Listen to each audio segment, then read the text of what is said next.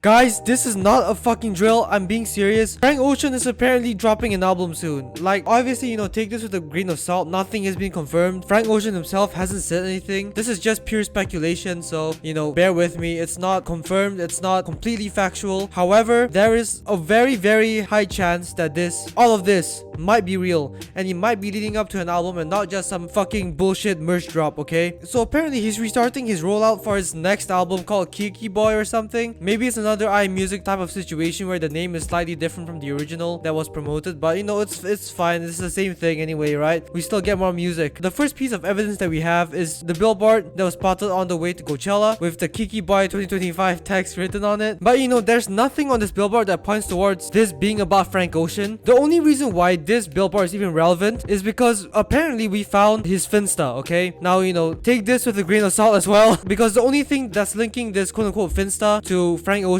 is the fact that Frank Ocean's main account is following it, as well as the fact that the only people who are allowed to follow it are famous people, famous artists, as well as famous, people in the industry and whatnot, right? And the Finsta is called Kiki Boy. So you could already see the connection between Frank Ocean and the billboard just from this Finsta alone, right? And what makes it even more convincing is that the profile picture of the Finsta is a picture of an interview of Michael Jordan like in 1998, where he basically talked about coming out of retirement while posing the YVL sign for some reason. I don't know if that gesture was chosen because of the hype that iMusic had and has still. Maybe it's to like further build hype that maybe ooh, Cardi and Frank song? No way. At this point it wouldn't even surprise me, even though it'll probably sound like ass. But still I'm really excited to see what that would sound like. But yeah, a lot of famous people follow it. There's only like 6 people though, and it's just like so much convincing evidence that he's restarting something.